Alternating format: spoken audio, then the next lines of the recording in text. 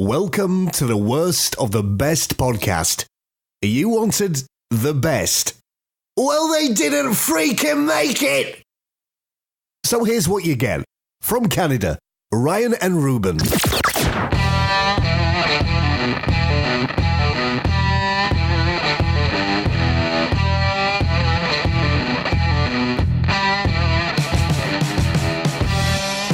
All right, welcome to the worst of the best podcast.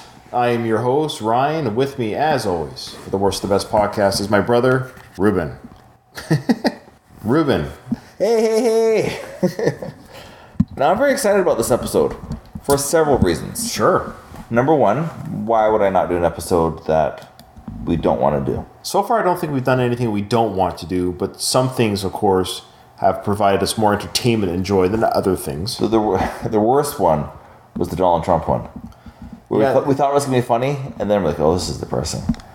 And it wasn't a political thing. It was just... Yeah, if you want to go back and listen to one of our most depressing episodes, the Trump episode was quite depressing. Yeah. I'm a huge Seinfeld fan. Sometimes I'll tell people that the way somebody is with Star Trek, being a Trekkie, I feel that way, that kinship towards the Seinfeld TV show. Go ahead. Oh, yeah. In a week's time, I'll be seeing Jerry Seinfeld.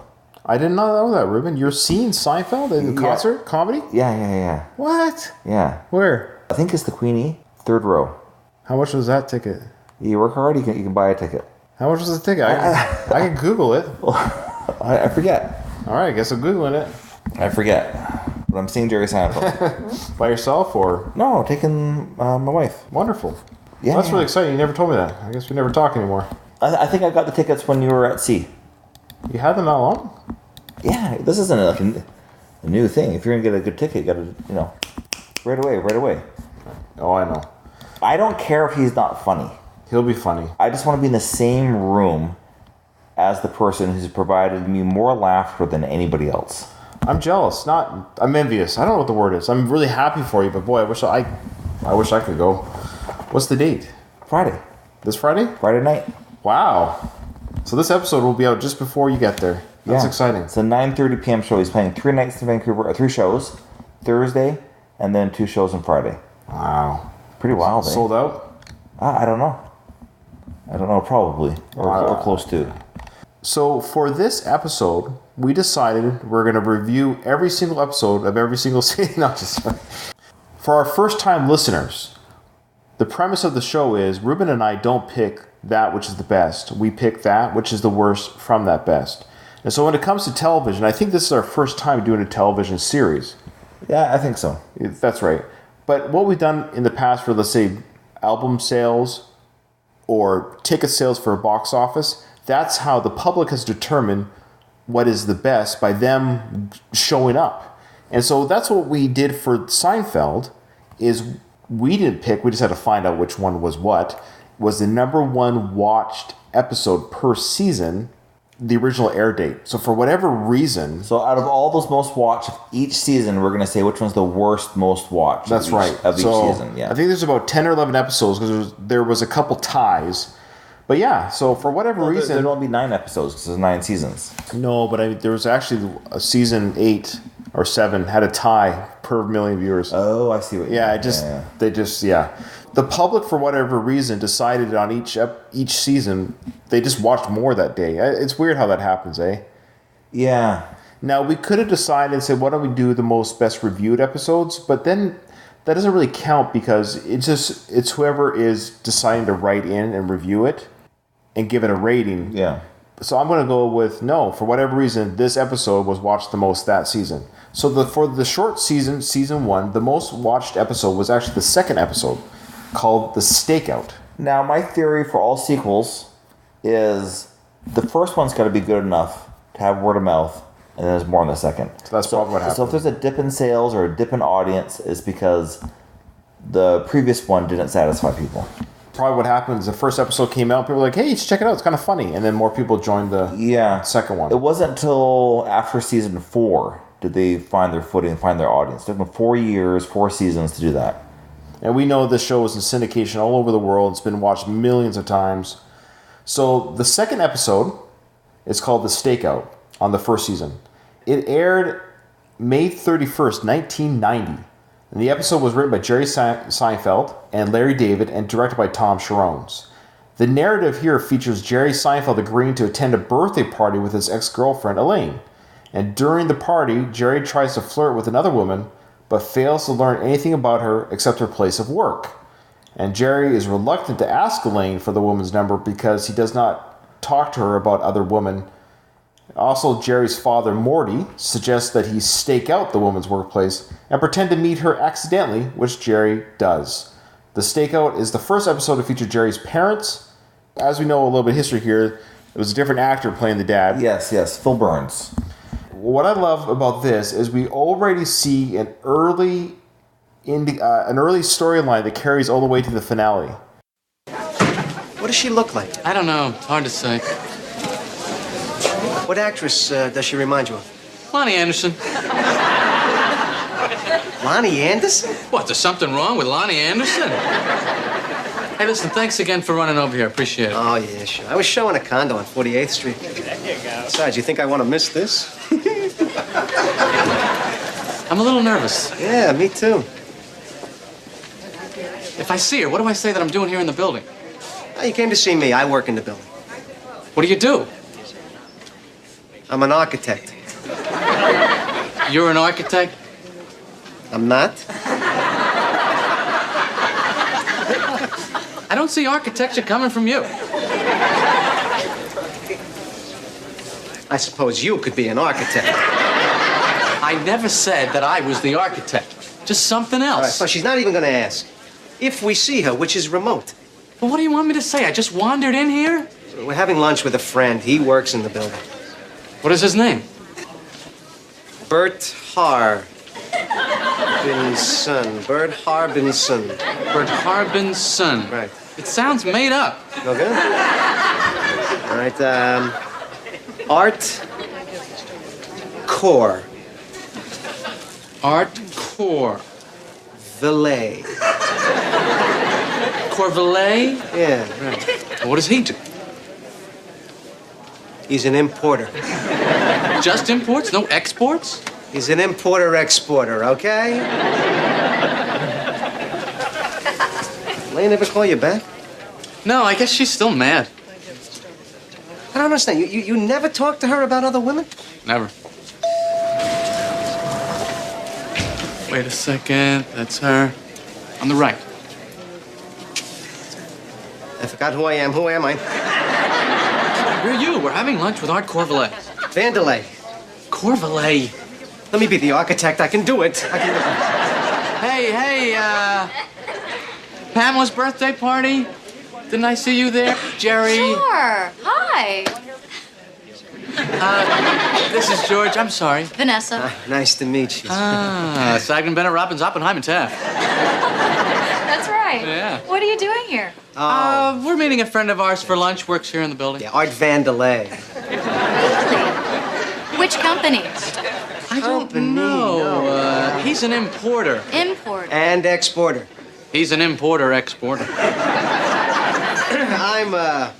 I'm an architect.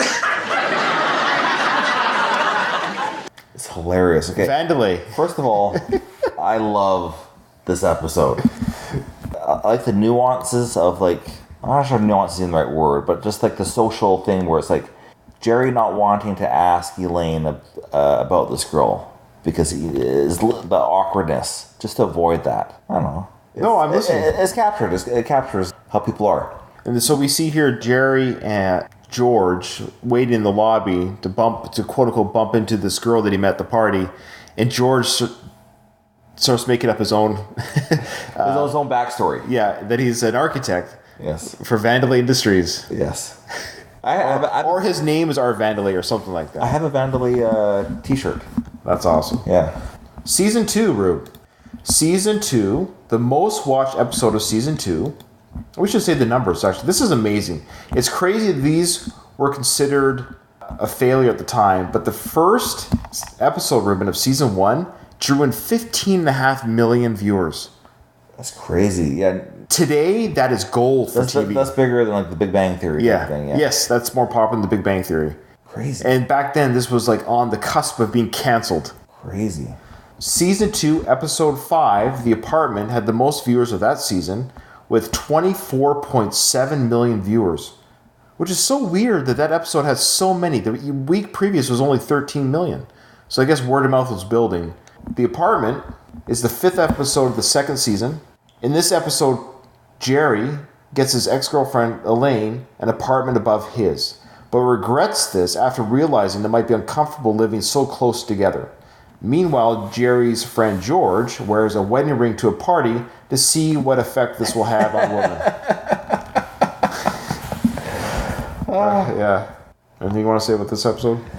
One of the things I love about this episode is Jerry doesn't want to have Elaine renting there. There's going to be a deposit that needs to be done. Yeah. And Elaine doesn't have the money. And then Kramer comes in. Oh, I love that part. Oh. Yeah.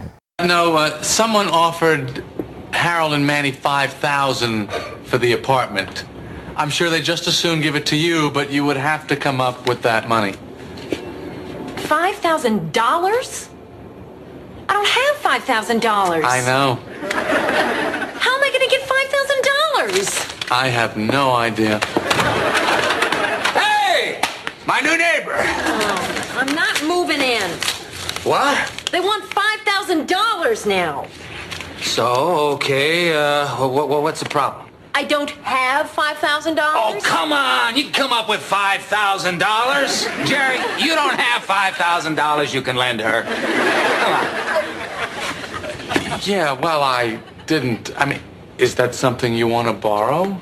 No, that's too much money to borrow. Loan her the money. You can afford it. She doesn't want to borrow the money. Oh, come on. She'll pay you back. What's $5,000 between friends? Oh, of course I'd pay you back. Yeah. So, what's the problem? Who said there's a problem? See? I said he'd loan you the money. Well, now, Jerry, it might take a while for me to pay you back, maybe a few years. How do you feel about that? That's okay. He doesn't care. Well, money can sometimes come between friends. Get out of here. Let me think about it. What's there to think about? Well, I don't know. 5,000? Let me just take one more look at it.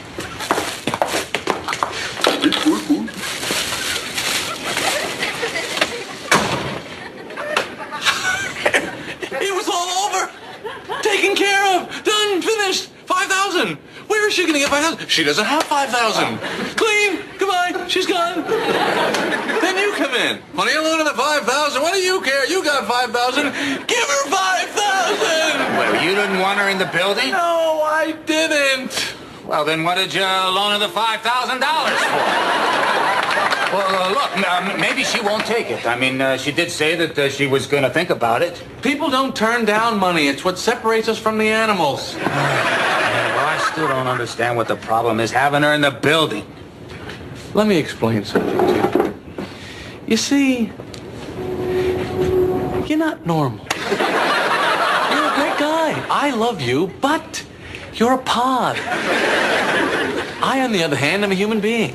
I sometimes feel awkward, uncomfortable, even inhibited in certain situations with the other human beings.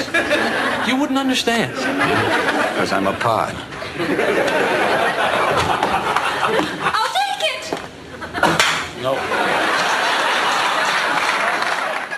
And Kramer's like, oh, Jerry's good for it. Because Jerry just picked an arbitrary number that somebody else offered $5,000 for the apartment. They won't give it to Lane unless she can match it. Great episode, funny stuff. So you watched all the episodes again? Yeah, I did. You enjoyed them? Yeah, I did. So the most watched episode now of season 3 is episode 21. I love The Letter. The Letter. One of the things I like about the show is, and this is where I'm kind of drawing a blank, there's so many plots going on at the same time. If you're watching Cheers, it'd be like Sam Malone is trying to, chase some girl. And then there's some quips in there, It's not really an in-depth show. But this will have 4 plots going that somehow they interconnect, and the letter really does that. Yeah, and I would say it's now season 3. Things are starting to pick up now in the show where they have literally 5 storylines going on in a 22-minute period. It's amazing. We should have said, sorry, for the writer for season 2 episode was Peter Melham. He wrote that episode. Okay. For season 3, Larry David wrote the letter. Love Larry David. This episode had 22.3 million viewers. Really? Yeah. That's amazing. Kramer poses for a portrait to be painted by Jerry's new girlfriend, Nina, played by Catherine Keener. And I love this scene, which an elderly, art-loving couple admire. I sense great vulnerability. A man-child crying out for love, an innocent orphan in the postmodern world. I see a parasite.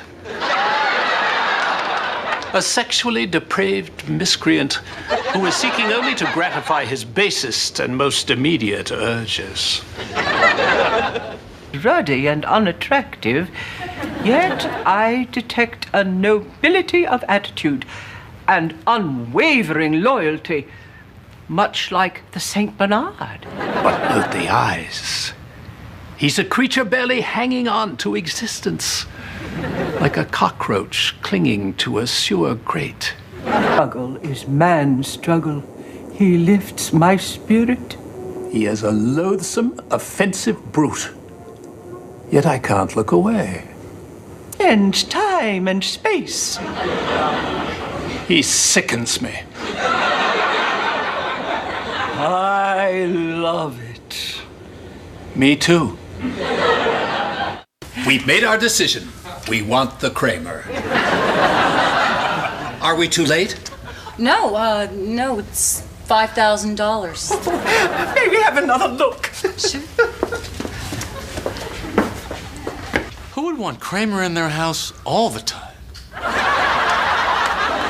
Would you have any idea how we might get in touch with him? You're in luck. I'm one of the few people that knows how to contact him. Wonderful! George feels, of course, obligated to buy something when he accompanies Jerry to Nina's art studio, especially when she offers George her father's tickets to the owner's box at Yankee Stadium. George then reluctantly purchased a $500 painting, which he tries to sell to Jerry for $10 at the end of the episode. No, they go to that baseball game. Yeah, and Elaine won't take off the baseball hat. Season 4, The Outing. The pilot.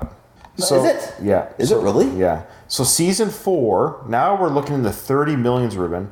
This is the first episode of Seinfeld to reach the 30 million mark. 32.8 million viewers tuned into the season finale of season 4 called The Pilot. This was written again by Mr. Larry David. This is a great episode. It's a two-parter, but it counts as one episode. It's an hour finale. Part 1 deals with Jerry and George. They get the green light to produce the show Jerry, the pilot of the series based on their nothing lives. I'll tell you what I hated about this episode is how much I could relate to George. Just like, oh, yes. Yes, George is obsessed with a potentially cancerous white spot on his lip. That's a great little subplot there. He wanted a biopsy. And by the way, if anyone's listening to our show, I'm cancer. I have no cancer. The test came back negative. That's great. I think we mentioned that one of our episodes. I think it was during the Worst of the Best. The cancer episode. The cancer, yeah. So for our tens and tens of listeners who are waiting on pins and needles for my health response. Do we have tens, you think? I think we have tens. Wow. Part 2, the rehearsals begin for the pilot. It's great. I love the Kramers that come in. I know. Kramer himself tries to come in to play himself, but he gets the poops. Which happened in real life, by the way. By him? The character that Kramer is based upon. Yeah, is real. He tried to try out for Kramer. I knew he wanted to be in the show, and that's what's happened here. Is Kramer wants to be in Jerry's show? Oh, sure, yeah. Why not? Season 5. Season 5 had a tie for the most watched show: The Stall and The Marine Biologist. Spare a square. Excuse me, I'm sorry. This is kind of embarrassing, but there's no toilet paper over here. Are you talking to me? Yeah, I just forgot to check, so if you could spare some. No, I'm sorry. What? No, I'm sorry, I can't spare it. You can't spare it? No, there's not enough to spare. Well, I don't need much. Just 3 squares will do it. I'm sorry, I don't have 3 squares now, if you don't mind. 3 squares? You can't spare 3 squares? No, I don't have a square to spare. I can't spare a square. Well, is it 2 ply? Because if it's 2 ply, I'll take 1 ply. 1 ply. 1 puny little ply. I'll take 1 measly ply. Look, I don't have a square and I don't have a ply. No, don't pull. I beg you. The Stall was episode 12 of season 5. In this episode, in a movie theater restroom, Elaine, realizing her stall does not have any toilet paper, asks the woman in the next stall to give her some. The woman refuses, claiming she can't spare a square. At Elaine's continued pleas, the woman storms out and returns to her seat and is revealed as Jerry's girlfriend, Jane.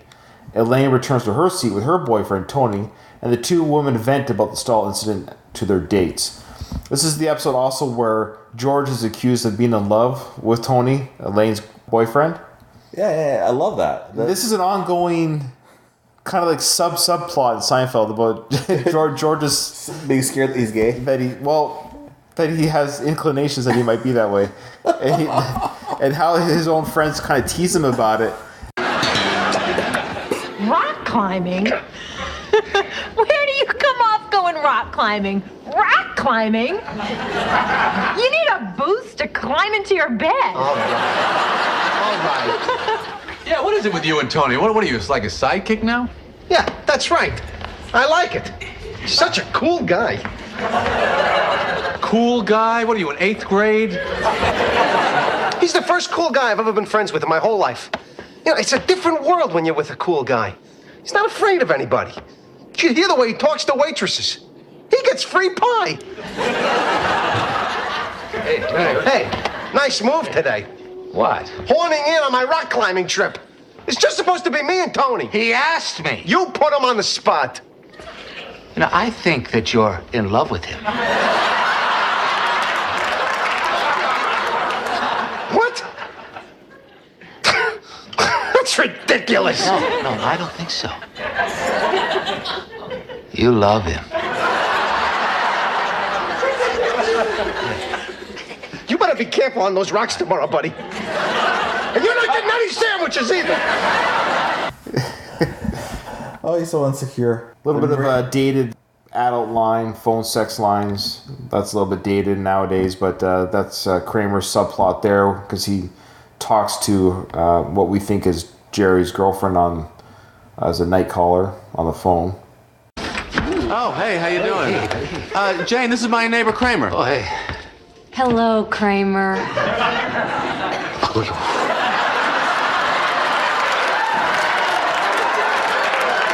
Well, hello, Jane.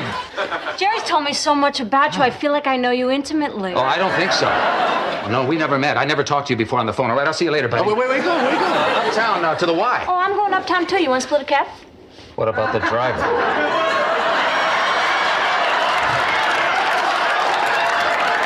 What are you talking about? All right, I changed my mind. Yeah, I don't think I'm going to go now. All right, well, I'll see you later. Nice Okay. meeting you. See ya.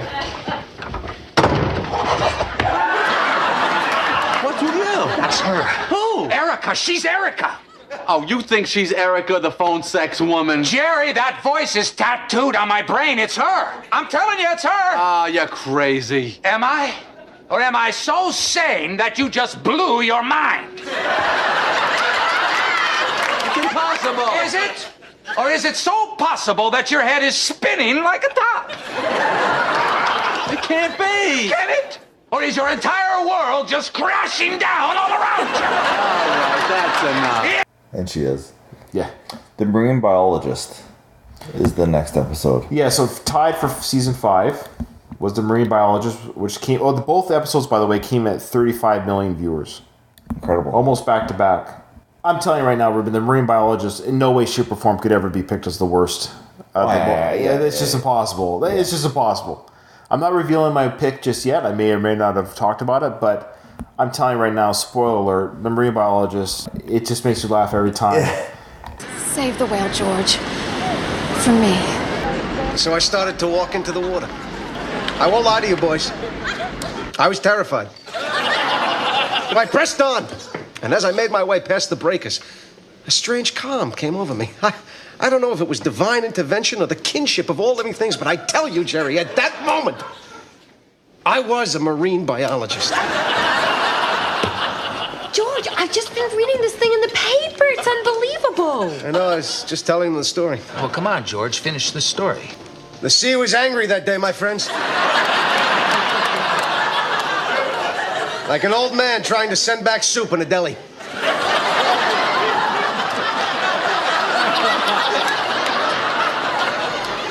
I got about 50 feet out, and suddenly, the great beast appeared before me. I tell you, he was 10 stories high if he was a foot. As if sensing my presence, he let out a great bellow. I said, "Easy, big fella." And then, as I watched him struggling, I realized that something was obstructing its breathing. From where I was standing, I could see directly into the eye of the great fish. Mammal. Whatever. Hey, what did you do next? Well, then, from out of nowhere, a huge tidal wave lifted me, tossed me like a cork, and I found myself right on top of him, face to face with the blowhole. I could barely see from the waves crashing down upon me, but I knew something was there.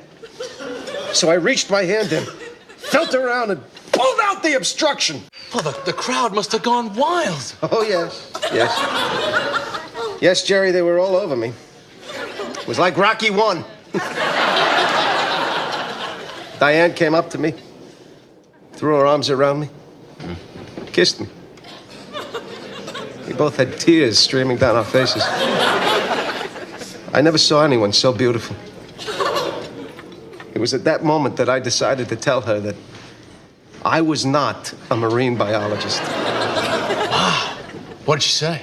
Told me to go to hell, and I took the bus home. All right, let's go. It's gold. It's gold, Jerry. Gold. War. What is it good for? We have got you in a very nice hotel. I don't know how you like to work, but I can arrange for an office if you like. I work in hotels. Oh. It's better. Away from all your little petty bickerings and interference. You know, Tolstoy used to write in the village square. The faces inspired him. He did not need inspiration. God spoke through his pen. That is so true. Yes. Although, one wonders if War and Peace would have been as highly acclaimed as it was had it been published under its original title, War, What Is It Good For? Yeah, Mr. Lippman. It was his mistress who insisted that he call it War and Peace. Elaine. War, What Is It Good For? Absolutely nothing. Say it again. That's a song. They took it from Tolstoy. No, Elaine. War, what is it good it's just for? her sense of humor. No, it's not. That really is true. What is that noise? Yes, it is. No, it's not. Season 6, The Switch. Even more episodes than the previous seasons now, if you can believe it. 36.6 million viewers.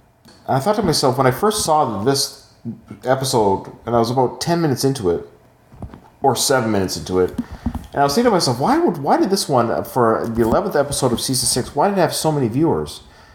And I remember now why. Why is that? Because it's in this one that Kramer's name is revealed. And this was hyped up for so long. Yeah. Okay, yeah. This was hyped up for so long that in this episode, we're going to hear his name. And I was one of those people on January 5th, 1995. Cosmo Kramer. His mom calls him Cosmo. And while I was there, I happened to pick up another juicy little nugget about our friend. Oh, I'm ready. What? Come on, what is it? I got the first name. What? You found out Kramer's first name? That's right. You ready? Yes, I'm ready. I've been trying to get it out of him for 10 years. What is it? What? Cosmo. Cosmo? Cosmo.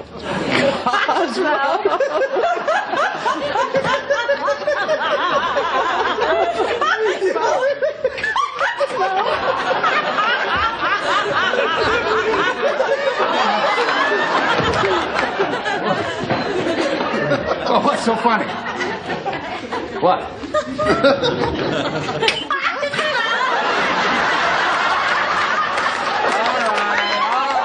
Okay, so you know the name now, huh? The cat is out of the bag.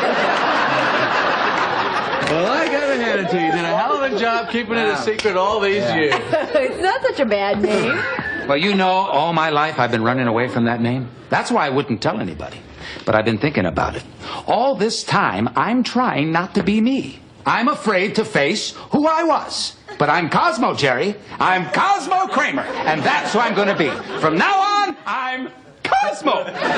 By the way, when George is dating the Nina, the model, and thinks she's bulimic, is the ultimate thing of not being concerned about her health, but that his money was being wasted. Yes. Well, I heard a noise. What noise?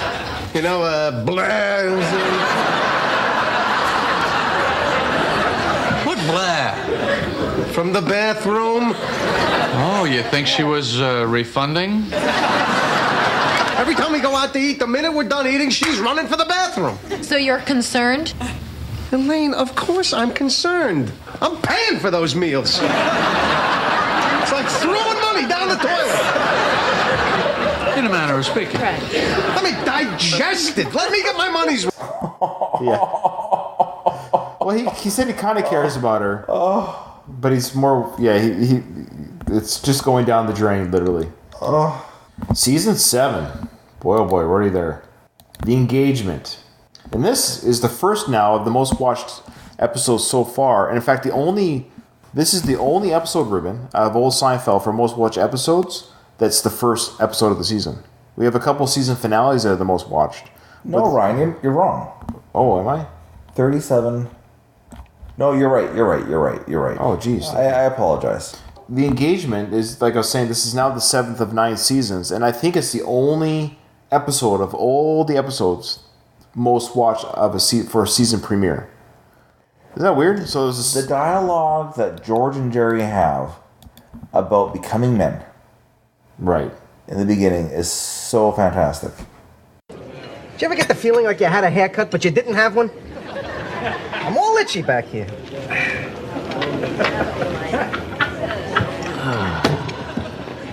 What? What is this? What are we doing? What in God's name are we doing? What? Our lives. What kind of lives are these?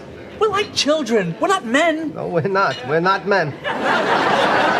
We come up with all these stupid little reasons to break up with these women. I know. That's what I do. Are we going to be sitting here when we're 60 like two idiots? We should be having dinner with our sons when we're 60. We're pathetic. You know that? Yeah, like I don't know that I'm pathetic. Why can't I be normal? Yes, me too. I want to be normal. Normal. It would be nice to care about someone. Yes, care. So how this starts is George breaks up with a woman after she beats him in a game of chess. And then when he tells Jerry about it amongst, they both realize that they have done nothing with their lives and decide they're going to make some changes. However, Kramer, one of my most favorite scenes ever, Kramer warns Jerry about marriage. Hey, well, I had a very interesting lunch with George Costanza today. Really? We were talking about our lives, and we both kind of realized we're kids. We're not men. So then you asked yourselves, isn't there something more to life? Yes, we did. Yeah, well, let me clue you in on something. There isn't. There isn't? Absolutely not. I mean, what are you thinking about, Jerry? Marriage? Family? Well, they're prisons. Man-made prisons. You're doing time. You get up in the morning, she's there. You go to sleep at night, she's there. It's like you got to ask permission to use the bathroom. Is it all right if I use the bathroom? Really? Yeah, and you can forget about watching TV while you're eating. I can? Oh, yeah. You know why? Because it's dinner time. And you know what you do at dinner? What? You talk about your day. How was your day today? Did you have a good day today or a bad day today? Well, what kind of day was it? Well, I don't know. How about you? How was your day? Boy, it's sad, Jerry. It's a sad state of affairs. I'm glad we had this talk. Oh, you have no idea. How was your day? Did you have a good day today? And Jerry decides to remain with his singles lifestyle unbeknownst to George. So George is now going to go off and find himself a woman, his ex-girlfriend, Susan. Yeah, and then, of course, hilarity ensues when they're on separate paths, and George is stuck being engaged, and Jerry's happily single. Okay, one of the things, this isn't the episode, but it's the season. One of the things I love about the show, written by Larry David again, is they're there for the jokes. They're not there for the hugging, for the emotional, dramedy, just for the jokes. The engagement kind of leads to the invitations, the last episode of the season, where Susan dies. Hello? You there? Yeah, sorry. Yeah, okay. Oh, yeah. The engagements part is episode 1, and then episode 24 is the invitations. Do you know why that episode was written? Yes. Why? They didn't get along. They did not like her. Yeah, the cast didn't like her. Now, nobody knew. Jason Alexander didn't like working with her. It's an indication of trust. We're not supposed to keep secrets from one another. But it seems the entire Seinfeld cast kept a secret from the actress who played Susan Ross. Lily? No, Susan. No, it's Lily. George Costanza's fiancée. They didn't like acting with her. Hey, you look like a lily. Hi, can I help you? Yes, we'd like some wedding invitations. Oh, well, congratulations. Thank you. Yeah, thank you. George Costanza, played by Jason Alexander, was never happy about marrying Susan.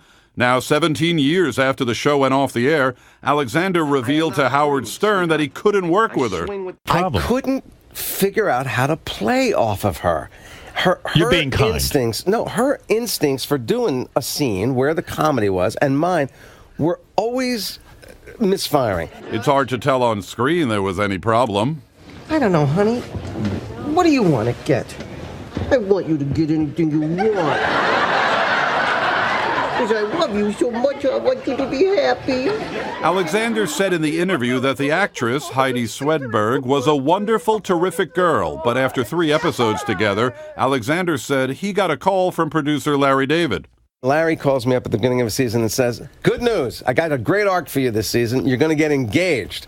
I said, "Oh, it's great. Who do I get engaged to?" He said, "Susan." Right. And I went, "Oh, great. Who's playing George?" Because it was like such a disaster. And apparently it wasn't just Alexander. He says Julia Louis-Dreyfus, who played Elaine, didn't like working with her either.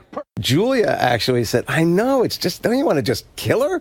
And Larry went, "Kabang!" So Larry David decided to kill her off. She's gone. Susan is gone, but not Heidi, who is now a full-time musician in L.A. teaching ukulele classes.